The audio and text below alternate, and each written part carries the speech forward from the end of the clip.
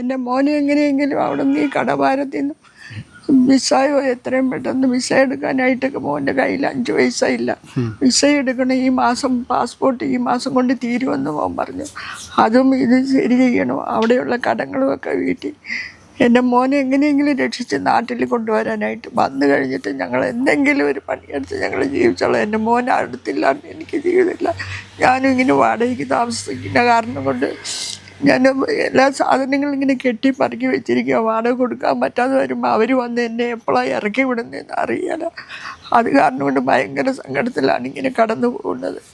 ഞങ്ങളെ ഒന്ന് സഹായിക്കണം പറയാം, എല്ലാവരും ഒന്ന് മനസ്സ് വെച്ച് ഞങ്ങളെ ഒന്ന് സഹായിക്കണം. എൻ്റെ മോനെ ഒന്ന് രക്ഷിച്ച് അവിടെ നിന്ന് കൊണ്ടുവരണം.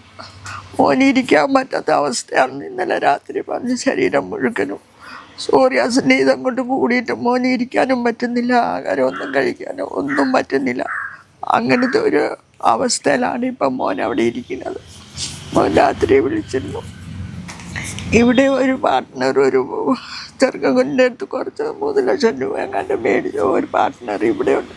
ആ പുള്ളി വന്ന് ഇവിടെ വന്നിട്ട് എന്നെ വിളിച്ച് ശല്യം ചെയ്തോണ്ട് ഏത് നേരവും ഫോൺ വിളിച്ച് ശല്യം ചെയ്യും. ഞാൻ മോൻ്റെ അടുത്ത് പറഞ്ഞു.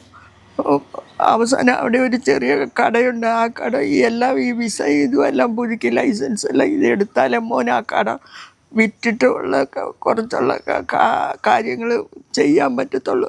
അതിനുള്ള ഒരു ഇത് വിസയും പാസ്പോർട്ട് ഇതുമെല്ലാം കിട്ടാനും ആ കട വിറ്റ് കുറച്ചുള്ള കടകൾ വീട്ടാനും നാട്ടിലുള്ള കടകളും ഇതൊക്കെ ചെയ്യാനായിട്ട് നിങ്ങൾ എങ്ങനെയെങ്കിലും സഹായിക്കണം. എൻ്റെ മോനെ എൻ്റെ അടുത്ത് എത്തിക്കണം.